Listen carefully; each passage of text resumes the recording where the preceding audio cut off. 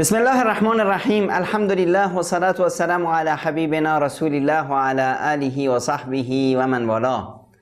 اگر از شما عمری گذشته خوشحال باشید و بدونید که خداوند منان شما رو دوست داره. رسول اکرم صلی الله علیه و سلم میفرمایند که هرگز تمنا و آرزوی مرگ نکنید، چرا که طولانی بودن زندگی از سعادت هست و خداوند متعال به انسان فرصت میده تا توبه کنه و خودش رو پیش خداش عزیزتر کنه.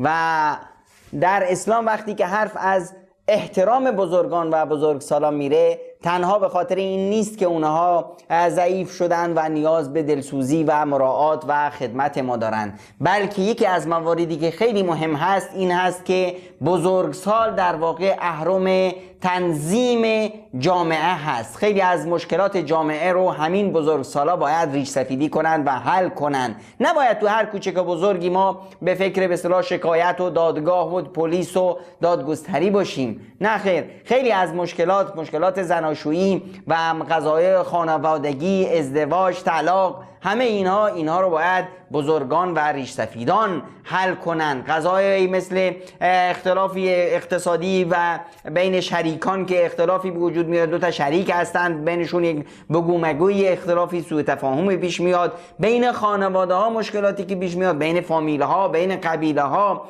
همه اینها وظیفه یک بزرگسال هست، یک ریش سفید هست، کسی که به اصطلاح از وجاهت خوبی برخوردار در جامعه که پادرمیانی کنه. چرا که خود این وجاهت، خود این وقار و خود این بزرگی خودش نعمت هست و خداوند متعال میخواد که شکر نعمت رو به جا بیارید. شکر نعمت افزون کند، کفر نعمت از کفت بیرون کند.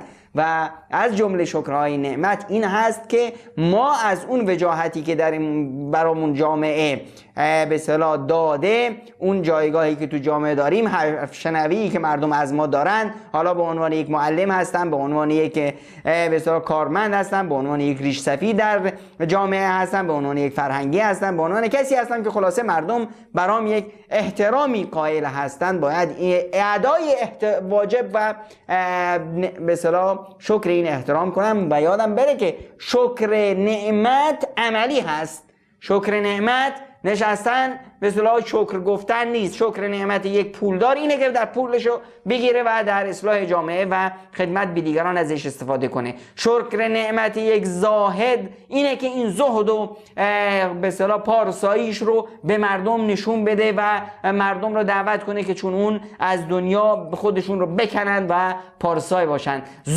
شکر نعمت جاه و مکانت و ریش سفیدی و بزرگسالی هم اینه که از این نعمت استفاده کنن برای خدمت به جامعه. و یادم باشه که خداوند متعال وقتی که به آل داود گفت که شکر نعمت اجرا کنید، چی فرمودن؟ و اعملوا آل داود شکرا، انجام بدید ای آل داود شکر را. نفرمودن که ای آل داود شکر بگید. پس باید از این فرصت استفاده کرد و قضایایی که در جامعه خیلی حاد هست، قضایای مثلا مسائل خانوادگی و مسائل خون و قصاص و جنگ هایی که در بین مردم به وجود میاد، اینها رو باید ریش سفیدا از خودشون مایه بذارن و بیان داخل جامعه و مشکلات جامعه رو حل کنن و در حل مشکلات جامعه حرف اول با اونها باشه.